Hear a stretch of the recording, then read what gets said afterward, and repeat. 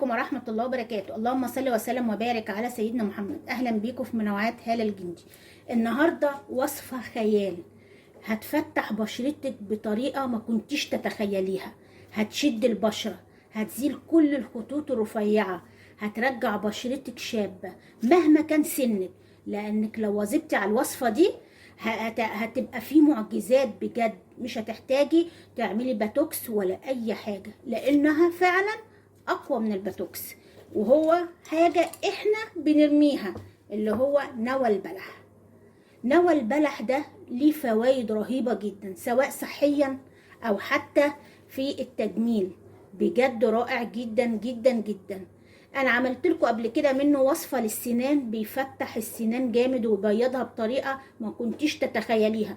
مش هتحتاجي انك تروح للدكتور اسنان صراحة، لانها كمان بتعالج اللثة. اهي هنروح عاملين ايه، هنغسله كويس جدا وهنسيبه في الشمس لغايه ما يتشال منه الميه، وبعد كده هنحطه في صينيه ونحطه في الفرن لغايه ما يتحمص، وبعد كده هنطحنه زي ما انتم شايفين اهو. بصوا هيبقى لونه كانه لا، ريحه القهوه. لو شميتيه ريحه القهوه بجد. عشان كده هيزيل كل الخلايا الميتة اللي في بشرتك، هتفتح بشرتك بطريقة ما كنتيش تتخيليها. اهي احنا دي حوالي معلقة كبيرة اهي من مطحون النوى بتاع البلح، النوى بتاع البلح. ودي موزة. الموز بيعمل على تفتيح البشرة، وكمان بينشط الكولاجين اللي موجودة في البشرة، بيزود انتاجه اهي. طبعا احنا هنحاول نقطعها ونهرسها اهي اهي. طبعا في مكونات تانية هنحطها عليها هتخلي الماسك ده رائع بجد، حلو جدا. طبعا هناخد معلقة كبيرة من الزبادي اهو. يا بص الزبادي، وهنقعد بقى نهرسهم كويس جدا اهو. بصوا اهي، بصراحة ماسك والله العظيم خيال، رائع جدا جدا جدا. هيخلي بشرتك مفيش كده بجد يعني. هتلاحظي الفرق من اول استعمال. سبحان الله، حاجات احنا كنا بنرميها فوائدها عظيمة بجد. كنز موجود عندنا ده. كمان لو شربتيه زي القهوة هتحسي بطعم القهوة وانت بتشربيه بجد. انا عملت قبل كده منه وصفات برضو تانية، ادخلوا على القناة هتشوفوها بجد، حلوة قوي قوي قوي، كمان صحيا. يعني بصوا اهي.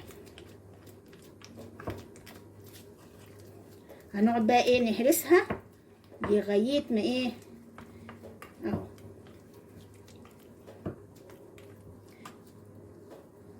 هنحط كمان عليها عصرة برتقان اهي.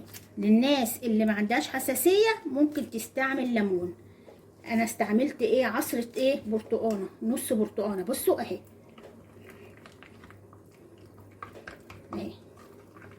هنحطها ازاي؟ اولا لازم تكون بشرتك نضيفة جامد جامد جامد، يعني ما فيهاش اي زيوت، ما فيهاش اي ميك اب اهو. وتروحي بقى عامله تفرديه على، طبعا حتى لو في قطع صغيره ده حلوه جدا اهي اهو. انا هوريكم دلوقتي هنعملها ازاي اهو. دلوقتي انا هطبقها ادي كأني دي بشرتك، هتروحي حطها اهي كده اهي. على فكره لازم تعملي حركات دائريه للبشره عشان بتنشطي الدوره الدمويه فيها، علشان تزود انتاج الكولاجين. كمان على عند الخطوط اللي هتبقى رفيعه حاول انك تركزي عليها جامد عشان تزيل الخطوط ديت وتبدا انها تشد البشره بطريقه رائعه جدا اهي، زي ما انتم شايفين كده اهو. بصوا اهي. تفضلوا اللي تعملوا مساج للبشره وانتوا حاطين الماسك عشان تنشط الدوره الدمويه. بصوا بتفتح ازاي بطريقه رائعه والله. بصوا اهي، يعني بصوا البشره اهي بصوا اهي بتبتدي تفتح البشره بطريقه حلوه جدا. ده غير ما بتشيل التجاعيد. والله العظيم الوصفه دي خيال خيال خيال خيال اهو. طبعا هنسيبها حوالي على بشرتنا ربع ساعه، وبعد كده هتغسلي وشك وهتحطي بقى ايه تونر او ميه ورد، مكعبات ميه ورد عشان تقفلي المسام، وتحطي اي كريم مرطب. بجد هتكون بشرتك جميله جدا. الوصفه دي ممكن تستعمليها مرتين في الاسبوع، هتلاقي بشرتك خيال. لو في تجاعيد جامده استعمليها 3 مرات في الاسبوع، هتلاقي بشرتك مفيش اي خطوط، هترجع بشرتك كانك شابه في العشرين. والله الوصفه دي جامده جدا جدا. اتمنى يا رب بس دعمكم والاشتراك في القناه وتفعيل الجرس ولايكات كتيره حلوه زيكم، ونتقابل ان شاء الله في وصفه جديده وانتوا في منتهى الصحه والسعاده. والسلام عليكم ورحمه الله وبركاته.